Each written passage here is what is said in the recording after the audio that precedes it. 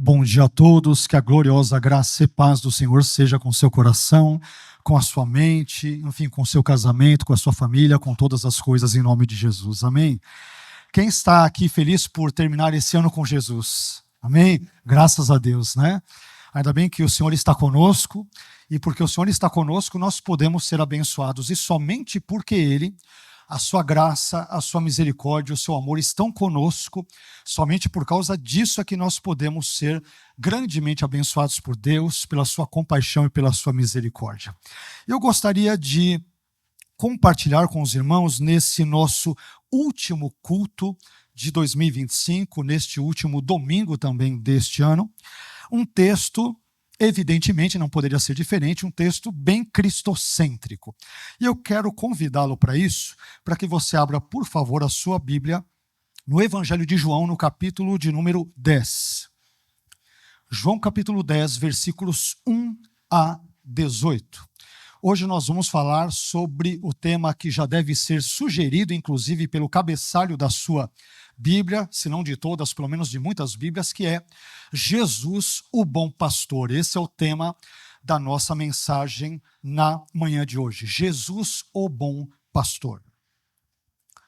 E para isso nós vamos meditar nesse texto de João capítulo 10, versículos 1 a 18, que diz o seguinte: na verdade vos digo que aquele que não entra pela porta no curral das ovelhas, mas sobe por outra parte, é ladrão e salteador. Aquele, porém, que entra pela porta é o pastor das ovelhas. A este o porteiro abre, e as ovelhas ouvem a sua voz, e chama pelo nome às suas ovelhas e as traz para fora.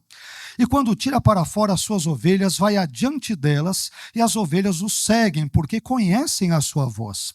Mas de modo algum seguirão o estranho. Antes fugirão dele, porque não conhecem a voz dos estranhos. Jesus disse-lhes esta parábola, mas eles não entenderam o que era que lhes dizia. Tornou, pois, Jesus a dizer-lhes: em verdade vos digo que eu sou a porta das ovelhas. Todos quantos vieram antes de mim são ladrões e salteadores, mas as ovelhas não os ouviram. Eu sou a porta. Se alguém entrar por mim, salvar-se-á, e entrará e sairá e achará pastagens. O ladrão não vem senão a roubar, a matar e a destruir. Eu vim para que tenham vida e a tenham com abundância. Eu sou o bom pastor. O bom pastor dá a sua vida pelas ovelhas. Mas o mercenário, que não é pastor, de quem não são as ovelhas, vê vir o lobo e deixa as ovelhas e foge, e o lobo as arrebata e dispersa. Ora, o mercenário foge porque é mercenário e não tem cuidado das ovelhas.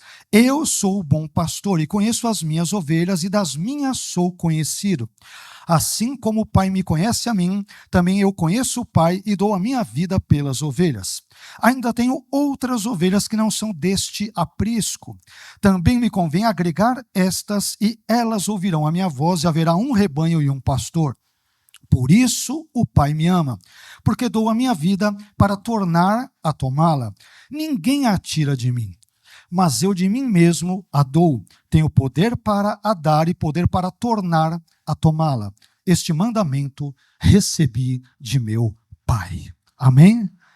Vamos agradecer a Deus e vamos lhe pedir que fale conosco, porque se há uma coisa que nós cristãos precisamos, sem exceção, é sermos guiados pela voz de Deus, pela palavra de Deus, e não por imaginações, por devaneios, por elucubrações, pensamentos, ideologias e filosofias humanas ou mundanas. Nós precisamos ser guiados por Deus, pela sua palavra, pelo seu Espírito, e o meu desejo, e sem dúvida alguma, mais ainda o desejo de Deus, sem dúvida, é que nós sejamos guiados por Ele, pelo seu Espírito e pela sua palavra. Amém? Senhor, nós acabamos de ler esse trecho magnífico, maravilhoso da sua palavra. E te agradecemos pelo privilégio que temos, primeiro, de acordarmos vivos na manhã deste dia, deste último domingo de 2025. Te agradeço por estar aqui vivo, com minha esposa, meus familiares, mas também com os meus irmãos e irmãs em Cristo, os meus amigos. Todos nós somos suas ovelhas. O Senhor é o nosso bom pastor, o sumo pastor, o pastor dos pastores, o Senhor dos senhores, o Rei dos reis. E nós te louvamos, te engrandecemos e agradecemos pela oportunidade que o Senhor, de forma tão generosa, tão graciosa, tão compassiva e misericordiosa, nos dá.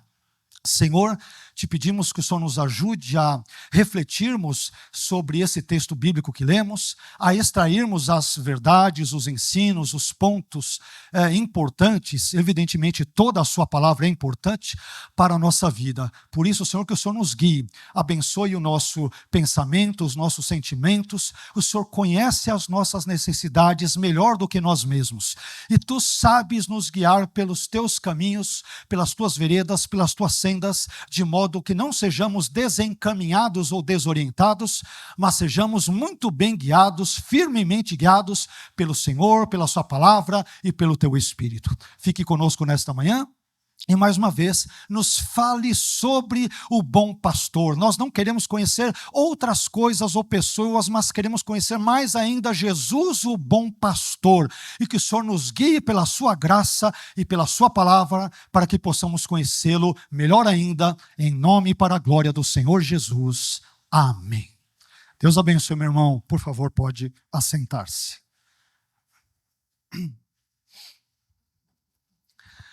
Antes de entrarmos no tema da nossa mensagem em si, propriamente dito, eu gostaria de compartilhar com os irmãos algumas brevíssimas informações de caráter introdutório sobre o Evangelho de João, a fim de que o nosso conhecimento desse texto, de forma específica e mais ampla, ele possa ser o melhor possível. Em termos de autoria, o Evangelho de João ele tem a sua autoria atribuída tradicionalmente a João, irmão de Tiago, isto é, um dos filhos de Zebedeu. Já quanto à data da sua escrita, o Evangelho de João, ao que tudo indica, teria sido escrito por volta dos anos 85 a 95 depois de Cristo e, portanto, no final do primeiro século da nossa era. Quanto ao local de escrita, fontes extrabíblicas sugerem que o Evangelho de João ele pode ter sido escrito em Éfeso, num local que hoje corresponde à província de Izmir, na Turquia, aquela região ali da Turquia. E em termos de propósito, o próprio Evangelho de João, ele nos menciona, inclusive algumas vezes, dentro do seu contexto todo, mas ele vai nos mencionar que as várias referências feitas no seu texto, aos diversos milagres e sinais realizados por Jesus, tem o propósito ali de fazer com que os leitores e ouvintes do Evangelho de João creiam no Senhor Jesus Cristo como Filho de Deus e que, ao fazê-lo, estas pessoas também tenham vida em seu nome, isto é, no nome de Jesus. Aliás, isso é dito no finalzinho de João, em João capítulo 20, e versículos 30 a 31, onde João diz o seguinte: Jesus, pois, operou também em presença de seus discípulos muitos outros sinais que não estão escritos neste livro, isto é, no Evangelho de João. Estes, porém, foram escritos para que creiais que Jesus é o Cristo, o Filho de Deus, e para que, crendo, tenhais vida em seu nome. Então, este é o propósito, de forma geral, pelo qual o Evangelho de João foi escrito. Sobretudo os sinais, milagres, maravilhas, curas, exorcismos ali presentes, tudo isso foi escrito com o propósito principal de que creiamos que Jesus é o Filho de Deus e, ao fazê-lo, nós tenhamos vida em Jesus e não em nós mesmos. E, por fim, em termos da sua estrutura, o Evangelho de João, ele pode ser estruturado em 5 partes ou blocos principais. Em primeiro lugar, nós temos ali um prólogo em João capítulo 1 e versículos 1 a 18. Em segundo lugar, nós temos a manifestação de Jesus à nação de Israel, em João 1:19 até o capítulo 12, versículo 50, que é o bloco no qual se encontra a passagem bíblica que lemos e sobre a qual estamos falando aqui nesta manhã. Em terceiro lugar, nós temos a preparação de Jesus dos seus discípulos, nos capítulos 13 a 17. Em quarto lugar, nós temos o relato da paixão ou da crucificação, do sofrimento de Jesus e a sua respectiva ressurreição, nos capítulos 18 a 20. E, por fim, em quinto e último lugar, nós temos ali um epílogo, um desfecho para o Evangelho de João, no próprio capítulo de número 21 de João. E em meio a tudo isso que nós citamos, meus irmãos, nós temos, então, como parte do segundo bloco do Evangelho de João, que compreende João, capítulo 1, versículo 19, até o capítulo 12, versículo 50, este maravilhoso texto de João, capítulo 10, versículos 1 a 18, que nos apresenta pelo menos 13 características, marcas ou traços do bom pastor que é Jesus. E é sobre essas 13 características do bom pastor que é Jesus que nós buscaremos falar e compartilhá-las aí com os irmãos na manhã de hoje. E indo em primeiro lugar aqui ao primeiro item, a primeira característica de Jesus, o bom pastor, que aprendemos aqui, nós encontramos o seguinte. Em primeiro lugar, Jesus, o bom pastor, é aquele que exerce a sua função de forma legítima. Jesus é pastor e é, sobretudo, o bom pastor, o sumo pastor, de forma legítima. Leiamos isto, por favor, em João, no capítulo 10, versículos 1 a 3, parte A, que diz: na verdade vos digo que aquele que não entra pela porta no curral das ovelhas, mas sobe por outra parte, é ladrão e salteador. Aquele, porém, que entra pela porta é o pastor das ovelhas. A este o porteiro abre. Observe aqui, meu irmão, que, segundo João, o bom pastor não é alguém que exerce a sua função de forma ilegítima. Ele não é, perceba, um farsante, não é um impostor e também não é um usurpador da função de pastor. Em vez disso, ele atua como pastor porque ele é um pastor autêntico, ele é genuíno, ele é legítimo. E é por isso que o bom pastor, ele entra ali pela porta e o porteiro lhe abre a porta. Ele age assim porque é um legítimo pastor e não é um embusteiro, não é um enganador, não é um farsante. Jesus é o bom pastor, porque ao contrário dos falsos e maus líderes religiosos de Israel, especialmente os fariseus, a julgar pelo contexto amplo de João, capítulos 9 e 10, Jesus é o bom pastor, ele é o guia de fato autêntico, genuíno de Israel, que Deus enviou a fim de que aqueles que andavam em trevas pudessem ser conduzidos pela sua maravilhosa luz. E, portanto, ele é o bom pastor de forma absolutamente autêntica, legítima, correta, devida. Ele tem as credenciais como o bom pastor. Mas, em segundo lugar, quando eu leio esse texto, também descubro que Jesus, o bom pastor, é aquele cuja voz é ouvida pelas suas ovelhas. Jesus, o bom pastor, é aquele cuja voz é ouvida pelas suas ovelhas. E aqui, quando nós falamos ouvir, tanto em grego, em hebraico, como em diversas outras línguas, incluindo o português, ouvir não tem aquela ideia apenas de receber informações auriculares, não é isso. Mas envolve também a ideia de obedecer, é ouvir algo de forma atenta e, portanto, colocar em prática aquilo que é dito. No presente caso, a voz do bom pastor, que é Jesus. Mas veja o que diz João 10, versículo 3, parte B. E as ovelhas ouvem a sua voz. E as ovelhas ouvem a sua voz, ou seja, a voz de Jesus, o bom pastor. Meu irmão, você sabe como distinguir uma ovelha de Jesus de uma não ovelha de Jesus? E aqui, de acordo com esse texto, isso é absolutamente simples. A ovelha de Jesus, ela ouve a voz do seu pastor, ela tem prazer em ouvir a voz do seu pastor e ela obedece, como dissemos, a voz do seu pastor. E diante de um mundo em que existem tantas e tão dissonantes e divergentes vozes que clamam, cada uma delas, pela atenção das ovelhas de Jesus, a verdadeira ovelha de Jesus é aquela que se preocupa em ouvir, e não apenas em ouvir, mas também em obedecer à voz do seu sumo pastor, que é o Senhor Jesus.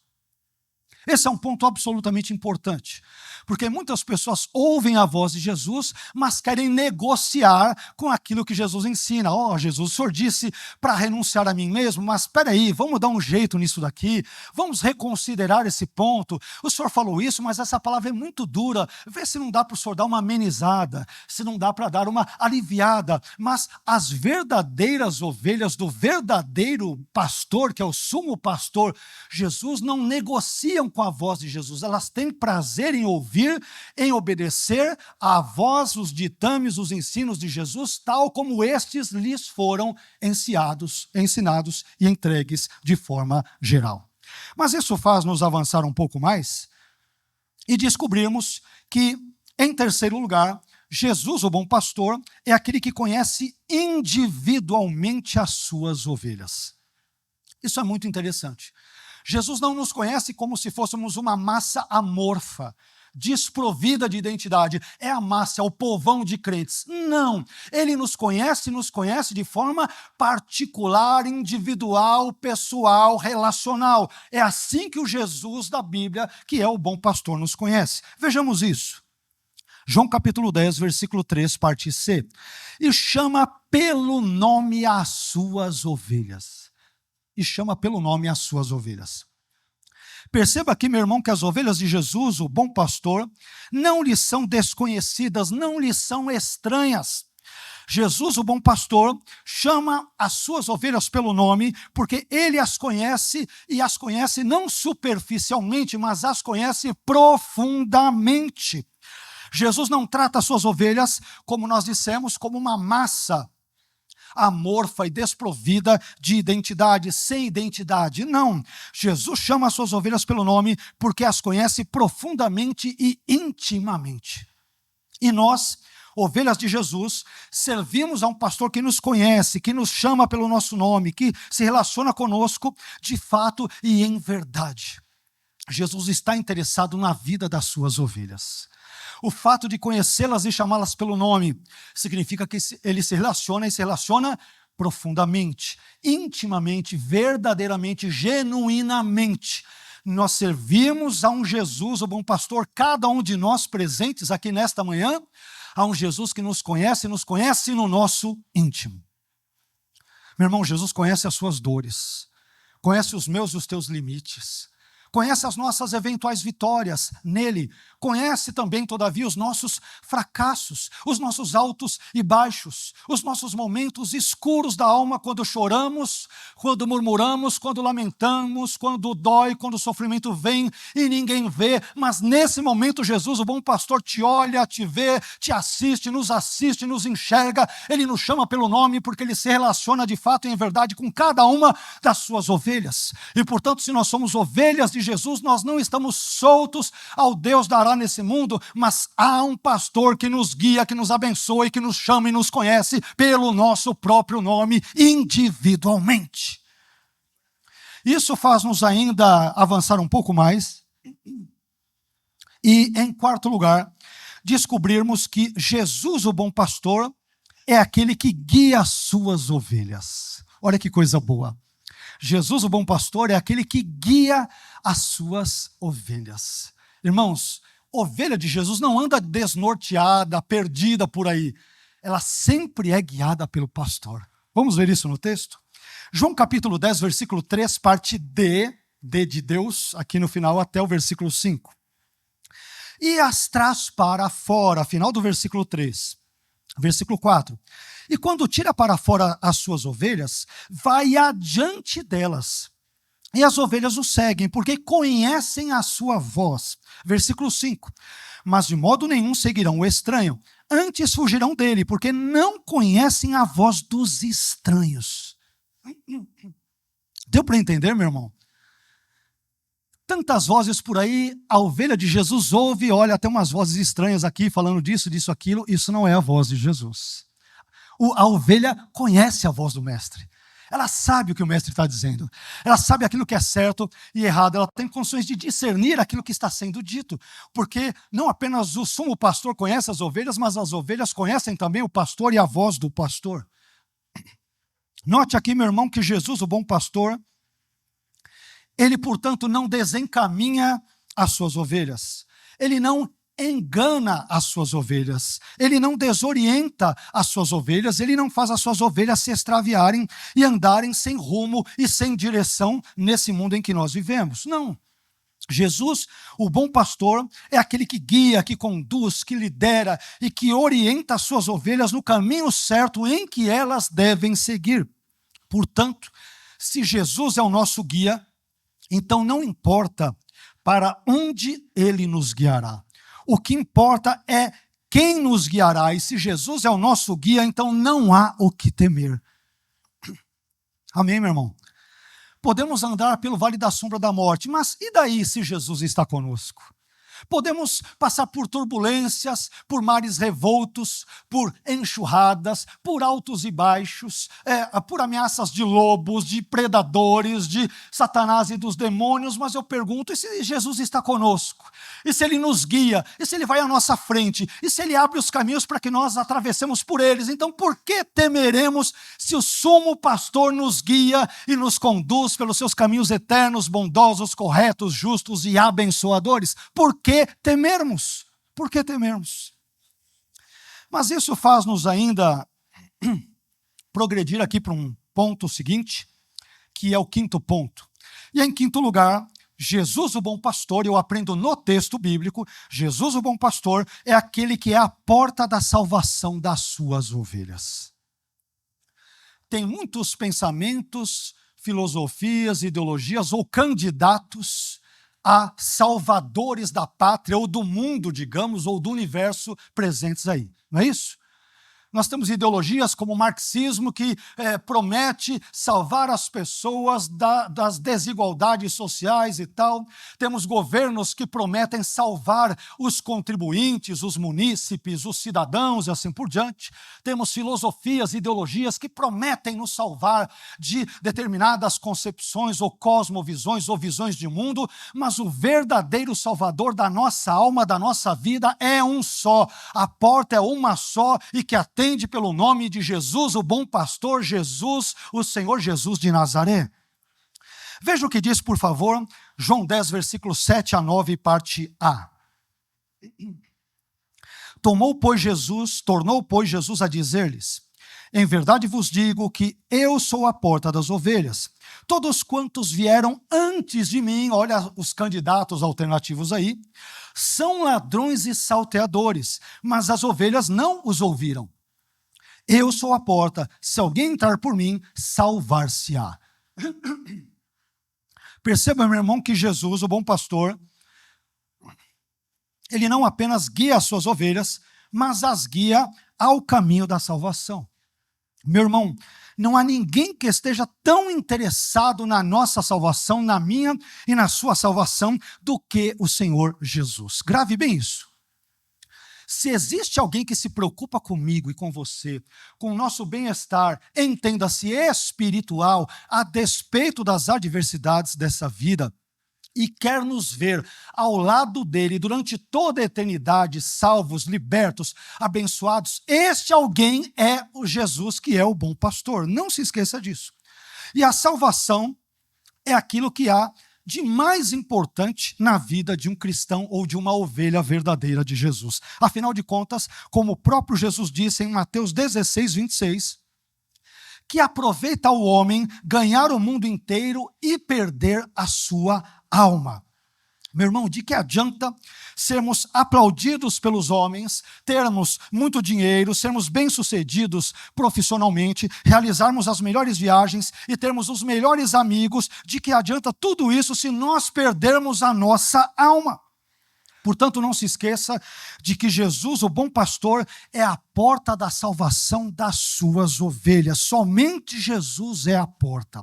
Todas as outras supostas alternativas são meros becos sem saída. Somente em Jesus, na sua pessoa, vida, obras, ensinos, morte, ressurreição, ascensão, segunda vinda, somente em Jesus é que há verdadeira, plena, total, perfeita e absoluta salvação, que começa neste mundo e que perpassa por toda a eternidade. Somente em Jesus é que nós encontramos plena, duradoura, para todo sempre, salvação somente em Cristo.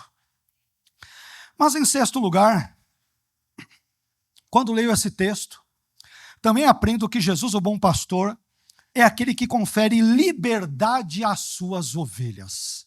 Esse ponto é importante. Por quê? Às vezes, não sei se vocês já tiveram, os irmãos tiveram, ou têm essa impressão, todos nós aqui, ou quase todos, digamos, né, viemos de um contexto, nenhum de nós, na verdade, ninguém nasce crente. Né? Ninguém nasce crente. Nós nascemos como pecadores, pessoas alienadas de Deus, extraviadas, ainda que num contexto cristão, com pais crentes, tios crentes, avós crentes, familiares crentes, ok, mas todos nós nascemos distanciados de Deus, não é isso? E muitas vezes nós somos aprisionados pelos valores do mundo, ideologias do mundo, filosofias do mundo que nos prendem. E às vezes essas pessoas, quando vêm para a igreja, o que acontece? São muitas vezes presas pelo sistema religioso. Saem de uma prisão do mundo, uma prisão externa, entram em uma igreja, usando aqui a igreja, claro, no sentido de um lugar de culto, embora eu saiba, evidentemente, que a igreja sejamos nós, o corpo de Cristo, as pessoas crentes em Jesus, eu sei disso, obviamente, mas às vezes essas pessoas chegam para a igreja, pensam, agora sim eu vou encontrar liberdade, e aí são manipuladas e presas e amarradas ideologicamente, manipuladas em todos os sentidos. Você fala, meu Deus, eu saí de uma prisão externa para uma prisão dentro da igreja, que história é essa? Mas em Jesus, meus irmãos, prestem bem atenção nisso, em Jesus e somente em Jesus há verdadeira liberdade. Vamos ver isso no texto? João capítulo 10, versículo 9, parte B. A gente viu que Jesus disse, eu sou a porta, se alguém entrar por mim, salvar-se-á. Mas veja o que diz a continuidade. João 10, versículo 9, parte B. E entrará e sairá. Então as ovelhas entram no aprisco e saem do aprisco. Elas entram e saem. Elas têm livre curso, livre acesso através de Jesus. Isso se chama liberdade.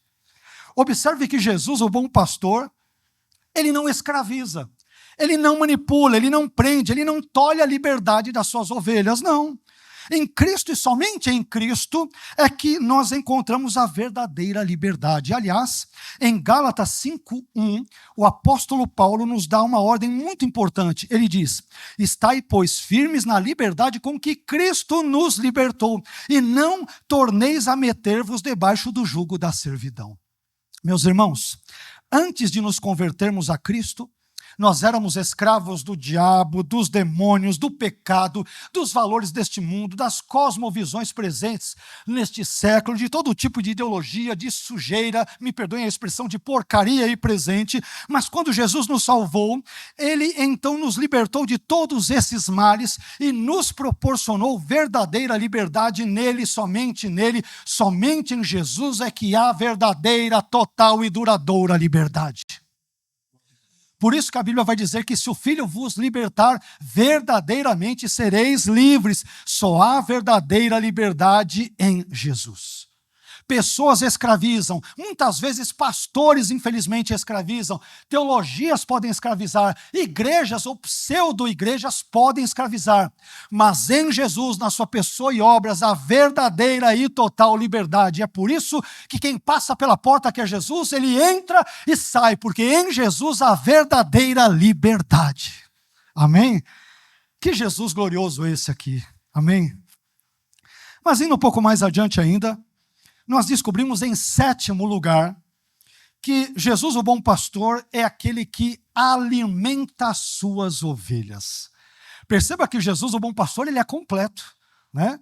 Como não deveria de ser aí diferente, porque é o Deus homem que está conosco, tudo é pleno nele, é perfeito nele. Então, em 7º lugar, Jesus, o bom pastor, é aquele que alimenta, que nutre as suas ovelhas. Veja o que diz João 10, versículo 9, parte C. E achará pastagens. E achará pastagens. Perceba que Jesus, o bom pastor, ele não é desleixado e ele também não é descuidado com as suas ovelhas. Em vez disso, Jesus cuida, e eu diria, cuida muito bem das suas ovelhas.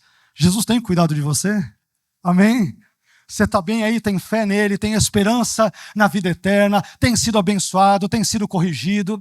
Sabe por que isso acontece? Porque Jesus cuida e cuida muito bem, obrigado, vamos assim dizer, das suas ovelhas. Ele é cuidadoso. Portanto, as ovelhas de Jesus não são desnutridas e não passam fome, porque Jesus, o bom pastor, as alimenta e as nutre espiritualmente. Isto significa dizer, meus irmãos, que em Jesus nós encontramos pastagens. No ensino de Jesus nós encontramos farto alimento. Na pregação de Jesus nós encontramos provisão espiritual para a nossa alma. Enfim, na pessoa e obras de Jesus nós somos verdadeiramente alimentados e saciados. Somente em Jesus é que nós encontramos pastagens, alimento verdadeiro, espiritual, que nos nutre, que nos sustenta, que nos mantém em pé e que nos dá ânimo e condições para prosseguirmos na nossa jornada cristã. Somente Jesus, o bom pastor que nos alimenta, é que nos proporciona e nos provisiona todos esses tipos de bênçãos para a sua glória e para o seu louvor. Mas em oitavo lugar, quando leio João 10, versículos 1 a 18, também aprendo que Jesus, o bom pastor, é aquele que é o doador da vida abundante para as suas ovelhas. Jesus não apenas dá vida para as suas ovelhas, mas a vida que ele dá é vida abundante, é vida para valer, não é vida de mentirinha, não é uma sobrevida, não é uma sobrevivência, mas é vida e vida mesmo. Vamos ver isso no famoso e, por vezes, mal compreendido versículo de João 10, 10. Veja o que diz João 10, 10. O ladrão não vem senão a roubar, a matar e a destruir.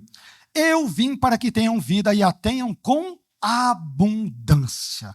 Olha que bom pastor maravilhoso que nós temos. Aqui, antes de qualquer coisa, nós temos que fazer um brevíssimo esclarecimento. Muitos cristãos entendem equivocadamente, erroneamente, que o ladrão citado aqui em João 10, 10 seja o diabo. Porém, se analisarmos o contexto mais amplo, tanto do capítulo 10 de João, quanto também o capítulo 9, que faz parte do contexto mais amplo, e que narra ali, no caso do capítulo 9, que narra a cura de um cego de nascença, nós descobriremos que o ladrão aqui de João 10, 10, ele tem como seu referente os maus líderes religiosos de Israel, e em especial os fariseus, e não o diabo. Se lermos com atenção, de forma minimamente atenta, perceberemos, à luz do capítulo 9, que é a complementação, a continuidade, ou tem como a sua continuidade o capítulo 10, nós veremos que o ladrão, que é chamado também de ladrões no contexto de João 10, não é o diabo, mas são os maus líderes religiosos de Israel, em especial os fariseus nesse contexto. Aliás, das 16 ocorrências do termo grego kleptes, ou seja, ladrão no Novo Testamento, nenhuma delas é usada para se referir ao diabo. Pode procurar. A palavra kleptes, não o verbo, tem o verbo também, estou me referindo só ao substantivo. O substantivo ladrão em grego, tanto no singular quanto no plural, no caso do singular é kleptes, de onde vem kleptomaníaco, que tem a mania de roubar. Esse substantivo aparece 16 vezes no Novo Testamento. Em nenhuma vez ele é associado ao diabo.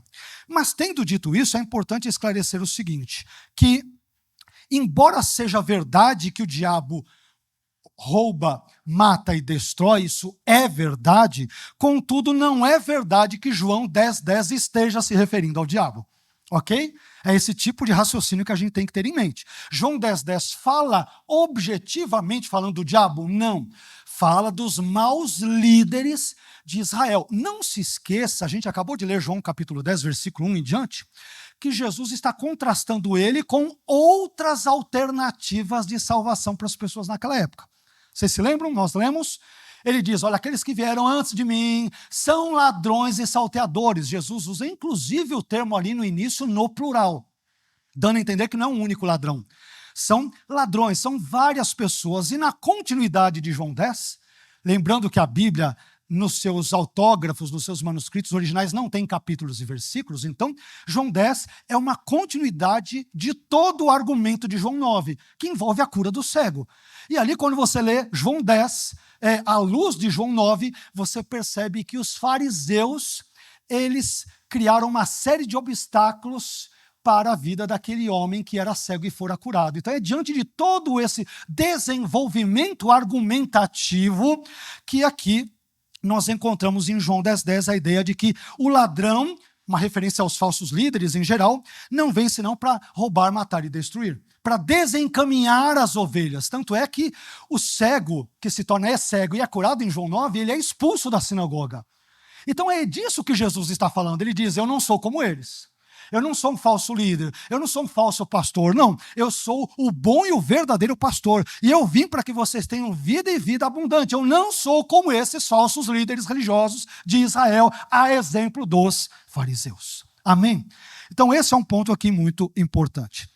Mas além disso, João 10:10, parte B, nos ensina que Jesus, o bom pastor, menciona um dos propósitos da vinda dele a esse mundo. E qual é esse propósito?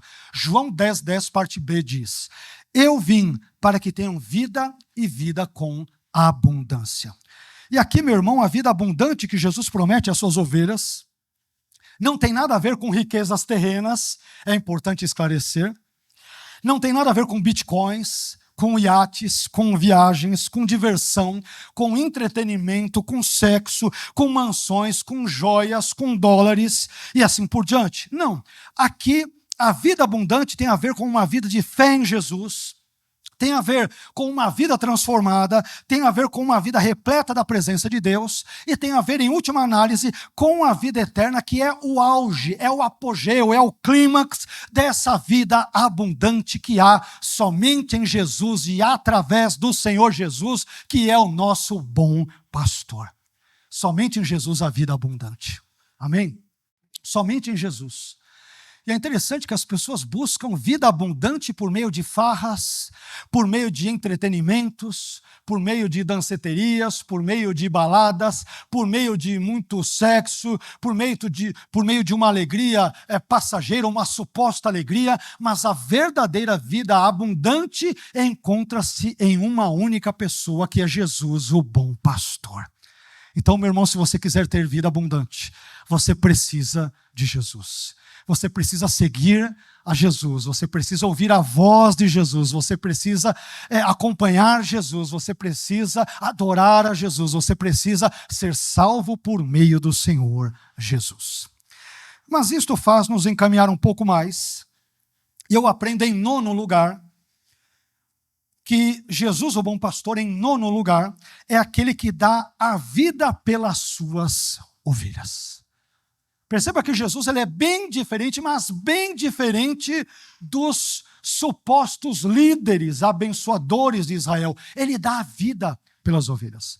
Jesus não arranca o couro das ovelhas. Ele não quer tosar as ovelhas, tosquiá-las e arrancar até o osso, comer a carne das ovelhas e detoná-las e acabar com elas. Não, Jesus é aquele que ama tanto as ovelhas que o auge desse amor se traduz no sacrifício. Ele ama tanto que ele dá a vida pelas ovelhas a quem ele ama. Vamos ver isso? João capítulo 10, versículos 11 a 13. Veja que texto lindo. Eu sou bom pastor. Olha como Jesus se autoadjetiva, se autoqualifica. Eu sou o bom pastor, dando a entender que os líderes de Israel são maus pastores, maus guias, maus condutores, maus líderes. Ele diz, eu não sou assim não, eu sou o bom pastor. E aqui está com o artigo definido, inclusive em grego. Eu sou o bom pastor. E o que faz o bom pastor? O bom pastor dá a sua vida pelas ovelhas. Mas o mercenário, que não é pastor, de quem não são as ovelhas, vê vir o lobo e deixa as ovelhas e foge. E o lobo as arrebata e dispersa. Ora, o mercenário foge, porque é mercenário e não tem cuidado das ovelhas.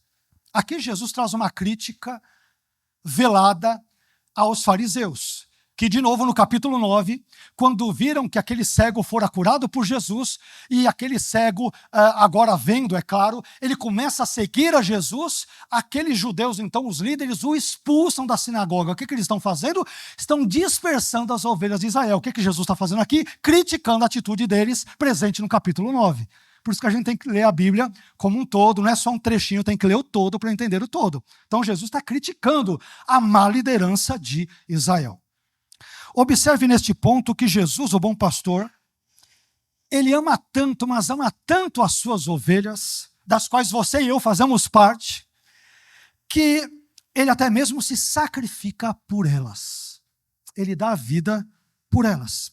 Ou seja, o amor do bom pastor pelas suas ovelhas é um amor altruísta, é um amor doador, é um amor sacrificial, é um amor pelo outro, pelo próximo. Jesus, ele não é como o mercenário que só trabalha se receber alguma vantagem ou alguma coisa em troca. Esse é o mercenário. Se ganhar alguma coisa, eu faço. Se não ganhar nada, eu não faço. Ele só trabalha, só funciona, só age se ganhar alguma vantagem, algum benefício ou alguma coisa. Senão, ele não faz nada e assim por diante. Jesus diz, não, eu não sou como o mercenário. Jesus, meus irmãos, ele dá a vida pelas suas ovelhas, não porque as suas ovelhas possam lhe dar algo em troca. O que nós, pecadores, podemos dar a Jesus? Não podemos dar nada. Mas Jesus dá a vida pelas suas ovelhas porque ele as ama e as ama com profundidade, de verdade, legitimamente, autenticamente, genuinamente. Jesus dá a sua vida pelas suas ovelhas porque ele realmente se importa com elas e porque ele se interessa pelo seu bem-estar. Meus irmãos, nós servimos a um Jesus que, como foi muito bem lido em outro contexto, no início desse culto, no trecho de Jeremias, ele não tem pensamentos de mal ao nosso respeito, não pensa coisas más. É um Jesus que está sempre escondido atrás do poste da árvore na esquina, esperando, deixa eu ver a minha ovelhinha, o Carlos, pisar na bola para eu sair de trás e falar, aham, pecou, mentiu, teve pensamento impuro. Se fosse viver assim, todo mundo é fulminado, eu sou o primeiro. Ele nos ama. O que não quer dizer que ele seja cúmplice dos nossos pecados. Ele não é conivente com os nossos pecados, não. Jesus, que é o bom pastor, ama as suas ovelhas e as corrige. Mas ele as ama de forma tão verdadeira que ele entrega a sua vida como demonstração profunda, eloquente, gloriosa, amorosa deste amor e dessa compaixão verdadeiros pelas suas ovelhas. Esse é o Jesus a quem nós servimos e é sobre isto que a ceia fala. Sobre o bom pastor que ama as suas ovelhas ao ponto de morrer por elas, que é o que Jesus fez por nós na cruz do Calvário. Mas continuando o texto, eu separei aqui 13 pontos, é um pouco longo aqui, mas eu estou sendo bem breve em cada um dos comentários para não sermos aí tão cansativos para os irmãos. Mas eu aprendo em 10º lugar que Jesus, o bom pastor, é aquele que estabelece um relacionamento de conhecimento mútuo com as suas ovelhas. Jesus, o bom pastor, é aquele que estabelece um relacionamento de conhecimento mútuo com as suas ovelhas. Veja o que diz João 10,14. João 10,14. Eu sou o bom pastor, Jesus repete, e conheço as minhas ovelhas, e das minhas sou conhecido. Perceba que não somente Jesus conhece as suas ovelhas, como já dissemos antes, mas as suas ovelhas também o conhecem. É claro, devemos aqui colocar uma nota de rodapé na nossa fala, é claro que o conhecimento que Jesus tem das suas ovelhas é um conhecimento pleno, amplo e perfeito, todo abrangente. Enquanto que o conhecimento que as suas ovelhas têm dele é um conhecimento limitado e imperfeito. É claro, o conhecimento que nós temos de Jesus, só o temos porque Deus se nos revelou na pessoa do seu Filho, por exemplo, por meio das Escrituras. Caso contrário, nós não teríamos esse conhecimento. Então temos porque Deus veio até nós, e não porque nós fomos até Ele. Mas ainda assim, meu irmão, esse conhecimento mútuo entre Jesus e as suas ovelhas é um conhecimento profundo. Portanto, as verdadeiras ovelhas de Jesus jamais irão atribuir a ele, a Jesus, uma atitude, um comportamento, um ensino ou qualquer traço defeituoso.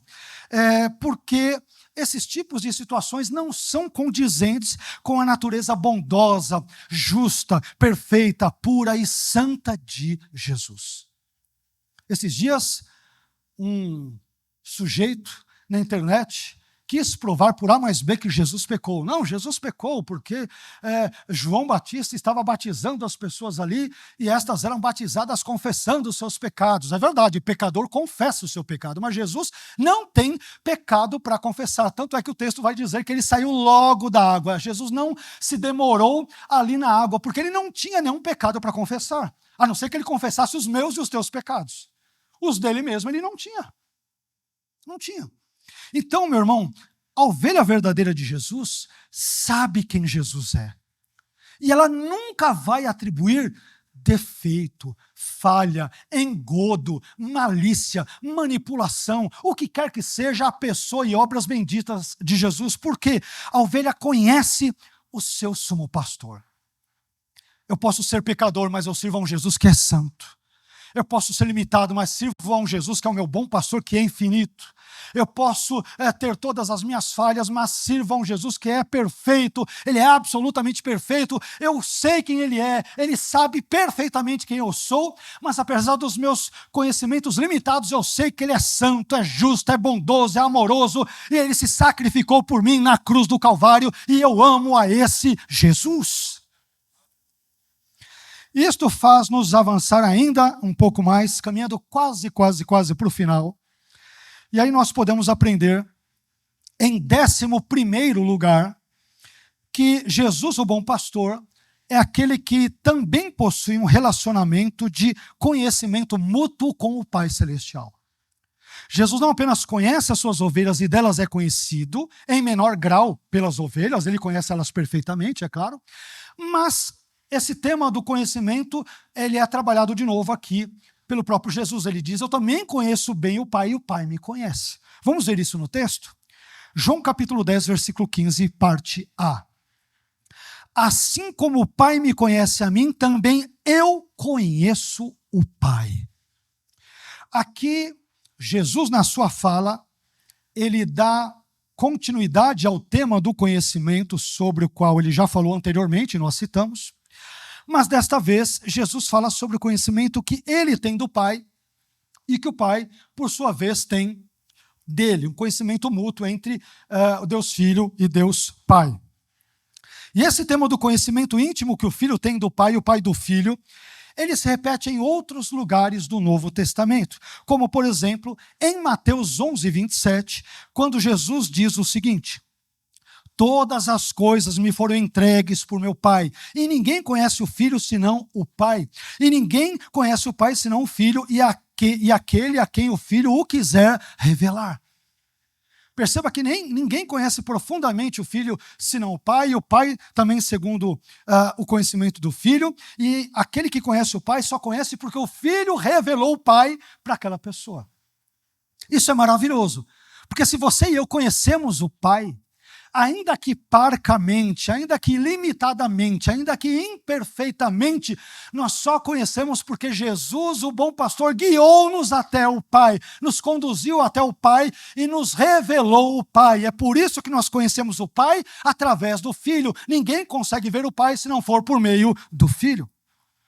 Portanto, meu irmão, esse conhecimento profundo e mútuo que o Filho e o Pai têm um do outro entre si, nos ensinam, entre outras coisas, que o Filho conhece os planos, propósitos, intenções e vontade do Pai com relação a todas as coisas, absolutamente todas as coisas. E com base nisso é que o Filho, isto é, Jesus, vive a sua vida, ou seja, em consonância com a vontade do Pai, vontade esta que é boa, agradável e perfeita, conforme Romanos capítulo 12 e versículo 2. Então, o conhecimento do Filho para com o Pai e vice-versa, é um conhecimento pleno, perfeito e absoluto. Mas isto faz-nos chegar aqui em penúltimo lugar, caminhando quase para o final, e aqui nós descobrimos em 12º e penúltimo lugar, que Jesus, o bom pastor, é aquele cuja tarefa de reunir e liderar as suas ovelhas continua em andamento.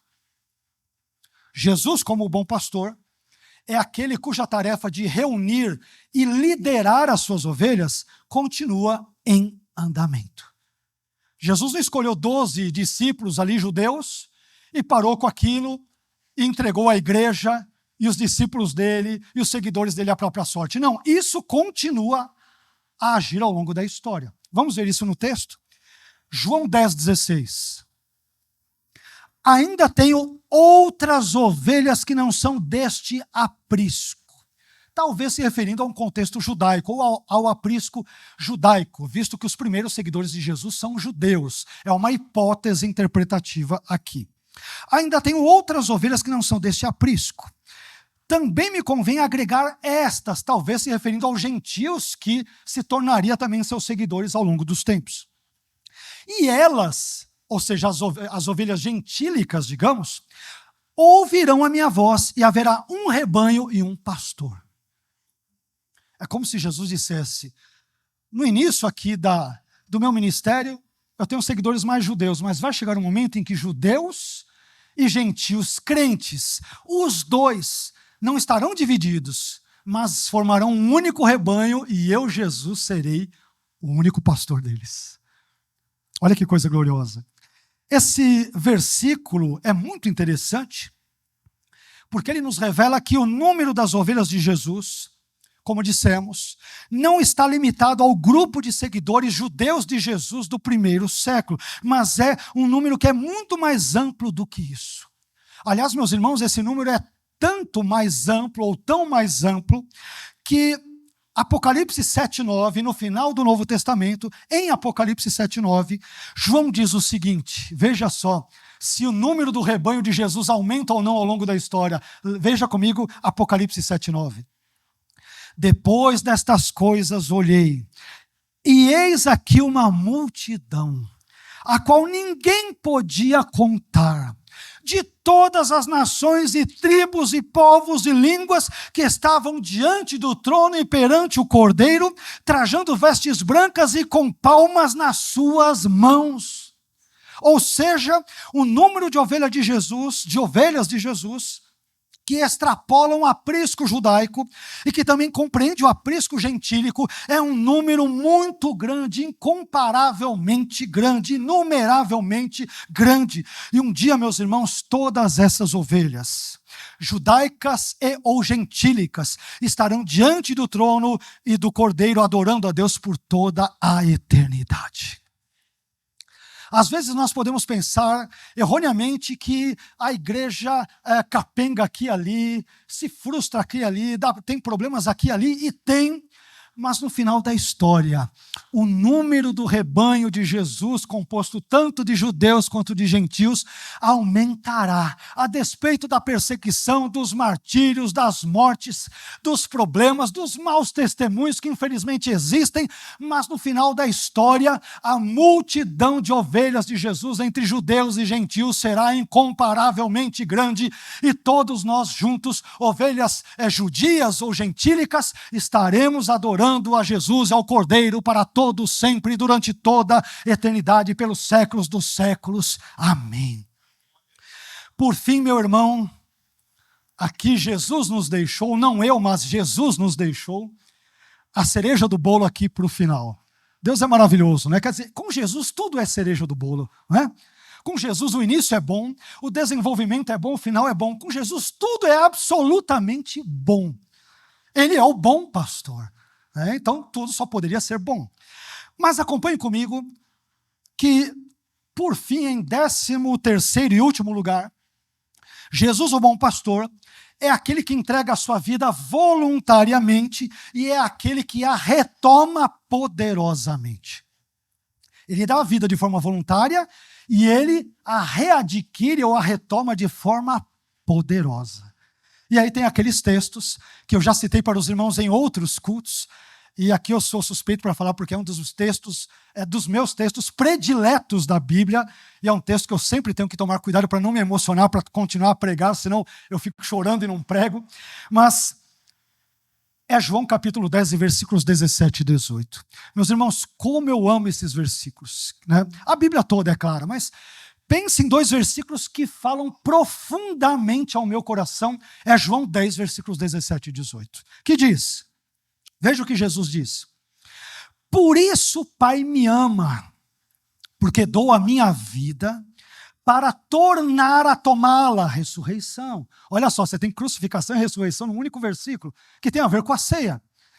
Ninguém a tira de mim, mas eu de mim mesmo a dou. Tenho poder para a dar e poder para tornar a tomá-la. Esse mandamento eu recebi de meu Pai. Que texto lindo!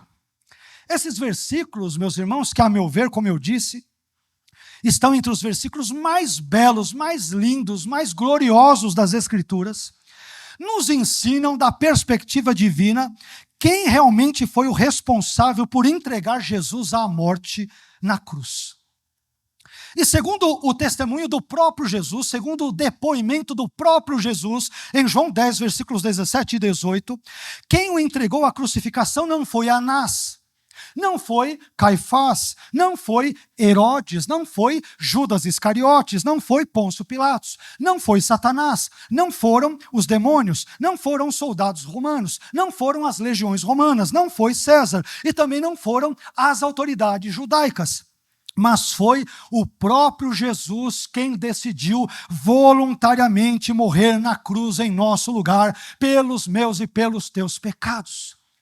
É por isso que ele diz, ninguém tira a minha vida de mim, eu de mim mesmo a dou. Porque de uma perspectiva horizontal, não de uma perspectiva vertical, mas de uma perspectiva horizontal, nós somos propensos a pensar. E não é que isso esteja errado, mas esta é uma verdade, digamos que da perspectiva horizontal. Da perspectiva vertical a coisa é outra. Da perspectiva horizontal, nós pensamos, não, quem entregou Jesus à cruz foi Judas. Quem acabou com ele foi Pôncio Pilatos. Não foi Herodes. Não foram os legionários romanos. Não foram aqueles legionários que colocaram a coroa de espinhos na sua cabeça, aqueles pregos nas suas mãos e nos seus pés, aquela lança no seu tórax. Foram eles que mataram a Jesus. Mas da perspectiva vertical, não foi nenhum homem que tirou a vida de Jesus, mas ele mesmo que a entregou. Ele diz, eu de mim mesmo a dou, ninguém a tira de mim. É como se Jesus dissesse, se eu não quisesse morrer, eu não teria morrido. Se eu não quisesse, eu não teria feito nada disso. Mas por que ele faz isso? Porque ele é bom pastor, e o bom pastor dá a sua vida pelas suas ovelhas. O bom pastor dá a vida pelas suas ovelhas, e ele dá voluntariamente. Ninguém a tira de mim, mas eu de mim mesmo a dou. Mas não apenas isso. Jesus também diz que tem o poder para retomar a sua vida, fazendo referência, evidentemente, à sua ressurreição, que se daria no 3º dia após a sua morte na cruz. Meus irmãos, Jesus, o bom pastor, não morreu na cruz pelos nossos pecados, porque ele foi coagido, porque ele foi obrigado, porque ele foi forçado a isso. Não. Jesus morreu em nosso lugar porque ele quis, ou seja, ele fez isso voluntariamente. Mas por que ele agiu assim? Ele agiu assim porque nos amava, porque nos ama e porque sempre nos amará. Sempre nos amará. Enfim, eu gostaria de concluir essa mensagem dizendo que Jesus, nesse texto que lemos de João 10, versículos 1 a 18, se identifica como o bom pastor. E até agora eu não trouxe nenhum detalhe sobre esse adjetivo bom, mas agora cabe-nos nessa reta final da nossa mensagem falarmos rapidamente sobre isso. Aqui o adjetivo grego que Jesus usa para se qualificar como bom é o adjetivo grego kalos, que além de significar bom, kalos em grego também significa excelente, formoso, admirável, nobre, digno, precioso, competente. Jesus não é como os líderes incompetentes de Israel. Perceba que por trás do adjetivo kalos tem uma ampla gama de atributos, ou seja, o termo grego kalos, ele aponta não apenas para qualidades éticas e estéticas, porque kalos pode significar bonito, lindo, belo também, dependendo obviamente do contexto, mas kalos também aponta para qualidades funcionais. Sendo assim, Jesus é chamado de kalos. Por quê? Porque ele é bom. porque ele é excelente, porque ele é admirável, porque ele é nobre, porque ele é digno, porque ele é precioso e porque ele é competente em todas as suas obras. E a Jesus, o nosso sumo e bom pastor, sejam dadas a honra e a glória hoje e para todos sempre. Amém. Amém? Espero que essa palavra tenha abençoado a sua vida e que Deus a use para que você e eu, ovelhas do pastoreio do Senhor Jesus, que é o nosso sumo e bom pastor, que Deus use essa palavra para que nós terminemos este ano e comecemos o próximo, que já se avizinha, com fé, com esperança, com alegria no coração. Amém? Jesus cuida das suas ovelhas, não se esqueça disso. Nós podemos nos extraviar, porque a ovelha é um bicho engraçado, né? Anda por onde não deve andar, cai em barrancos onde não deveria estar, flerta com o pecado ou com lugares escorregadios, barrentos. E aqui eu uso uma metáfora para o pecado. A ovelha gosta de coisas ruins que sujam, que emporcalham. Mas sabe por que a condição das ovelhas não piora? Porque o bom pastor as lidera, as guia, as leva a pastos verdejantes e cuida de suas vidas de forma geral. Meus irmãos, sabe por que chegamos até o término de 2025? Não é por nossa causa. Nós chegamos até aqui porque Jesus nos sustentou. Ele nos guiou. Ele nos alimentou. Ele nos liderou. Ele disse, saia daí, ovelhinha, sai daí, vai para lá. É porque Ele nos guiou. É que hoje nós estamos aqui nessa manhã. Amém? E eu louvo a Jesus por isso. Porque se deixado a mim mesmo, estaria muito possivelmente perdido, sem dúvida alguma perdido. Mas porque Jesus cuida de mim e cuida de você também, é que nós nos reunimos para celebrá-lo nesse nosso culto de ceia nessa manhã. Amém? Vamos ficar em pé?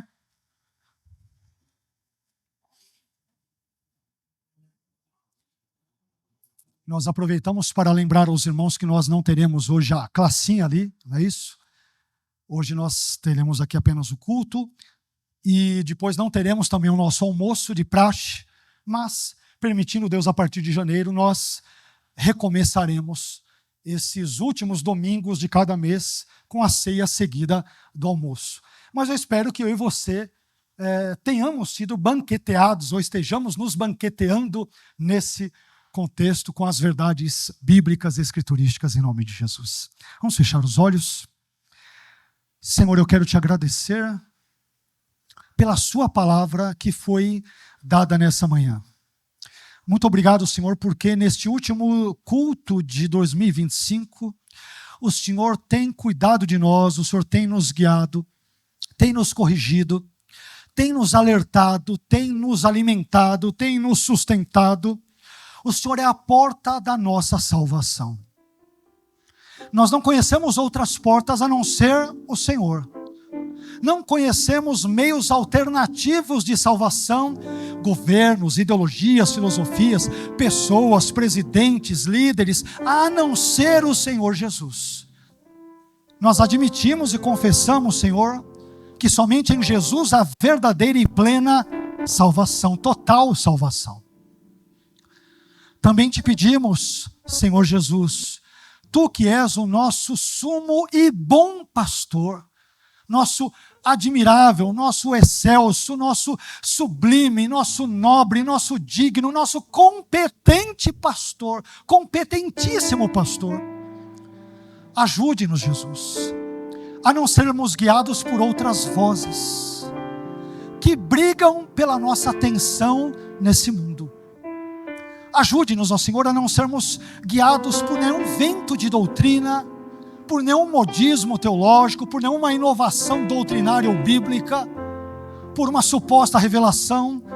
Senhor Jesus, nós queremos ser guiados pela sua voz. Como suas ovelhas, nós conhecemos a sua voz, voz esta expressa, por exemplo, na sua palavra, composta de Antigo e Novo Testamento. Senhor, não nos deixe seguirmos outras vozes que não seja a sua. Mas sabemos que além da palavra, o Senhor também fala conosco de outras formas, por meio de visões, por meio de sonhos, de revelações, desde que estas ou estes não sejam contradizentes ao que está na sua palavra. Nos guie, Jesus. Nos conduza, Jesus. Nos tome pelas nossas mãos, Jesus. Tire-nos do despenhadeiro. Tire-nos do lamaçal. Tire-nos da água barrenta. Ajude-nos, enquanto ovelhas suas, a não andarmos por caminhos tortuosos, que não sejam os caminhos limpos, santos e retos do bom pastor. Ajude-nos, Senhor. Esteja conosco. Nós precisamos de Ti.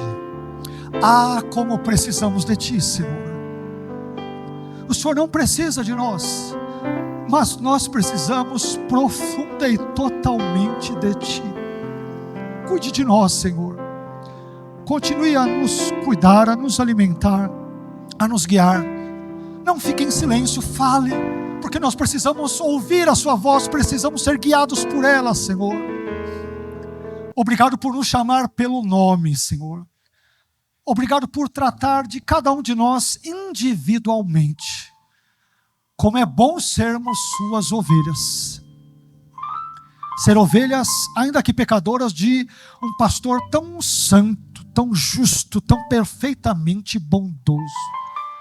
Tu és o nosso Kalós, o bom pastor, o nobre pastor, o digno pastor, o sublime pastor, o competente pastor.